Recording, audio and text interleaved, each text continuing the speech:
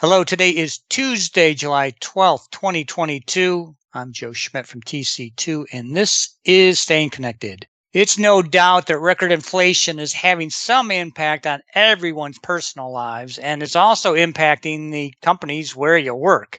On today's podcast, we're going to explore how inflation is impacting your ICT budget.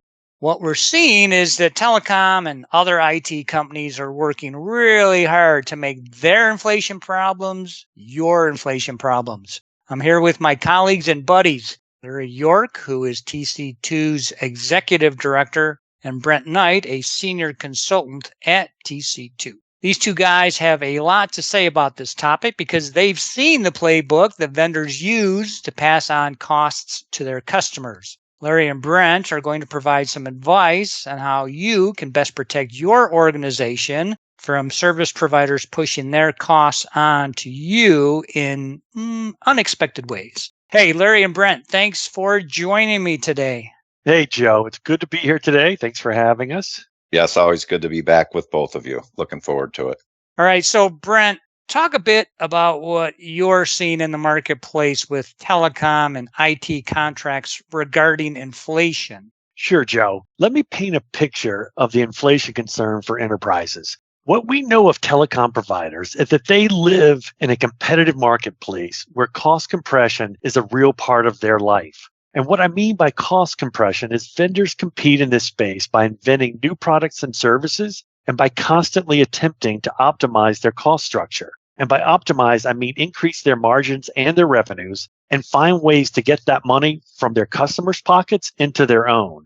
Where inflation becomes a major disruptor on the cost side of vendors, all of a sudden, they're facing increased input costs that they may not have planned for. When they feel this economic pain, their first instinct is to find ways or invent new ones to pass that pain on to you, their customer. That sounds pretty ominous, Brent. So, Larry, what are you seeing from the telecom and IT providers?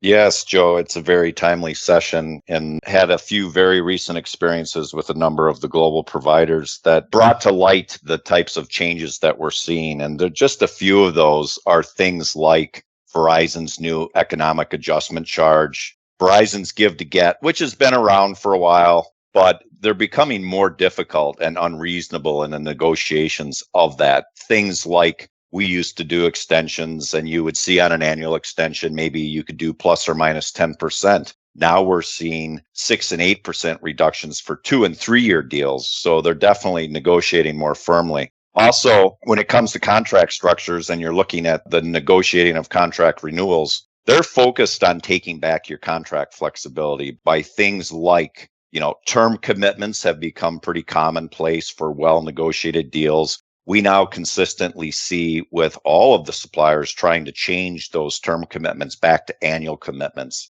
We also see increasing the commitment percentages. When it comes to your 12-month extensions at the end of your deal, kind of your get out of jail card safety pass, those are typically structured so that at the customer's sole discretion, you have 12-month extension. We're consistently seeing all the suppliers remove that and take that to a mutual agreement for that extension to take place. We also see things like even eliminating the back-end transition clauses, which give you the flexibility. And then when it comes to some of the technologies, AT&T, for instance, and others, but AT&T seems to be on a very aggressive path for this. The things like POTS lines and other TDM-based services, they're pushing immediate rate increases. And these rate increases are not just 20, 30%. These are 5 and 6 times higher that become effective the day you sign your new deal. So things like that. And then we've even seen some suppliers proposing only on-net services in RFP responses where they're really focused on just providing those services where they have the highest margins.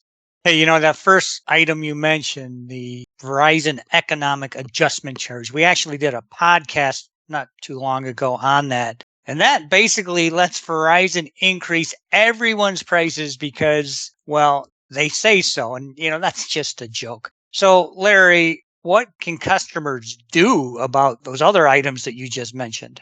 It's a great question, Joe. And I think when you hear a lot of those items, some of the new nomenclatures make them new introductions into the negotiating tact of suppliers. But many of the things I mentioned are not new. It's just that they're becoming much more rigid. And it's becoming a much more consistent pattern where we're seeing these things. So what it really requires is a very disciplined approach, Joe. I mean, more than ever, when you're engaging with your suppliers, that contract flexibility is more important today based on the uncertain times we're in with inflation, right? It's imperative for organizations to protect that flexibility that you've negotiated for so hard in the past and been able to bring into your agreements. And I would say, once you give up that contract flexibility in today's environment, you won't get that back until you do a full-blown RFP. And then, even then, it's going to be a difficult road. All right. Sounds like matters are indeed getting dicey out there, and I think they're trending in the wrong direction for enterprises. Okay, Brent, I'm curious, what sort of specific steps can enterprises take to mitigate or even stop these issues? So the first thing enterprises need to do is make sure that they know their contractual rights and what obligations under that contract that your providers have to you. You need to know what resources are contractually committed to you from your provider. Providers will always right size, and I'm using air quotes here, their support models. And if you don't have the resources you're expecting to support you identified in your contract, these resources can easily disappear as part of a service provider's attempt to cut cost. This is why we always stress making sure you have documented in your contract what resources a provider is going to provide and whether they're dedicated or designated resources and what percentage of each resource is committed to you.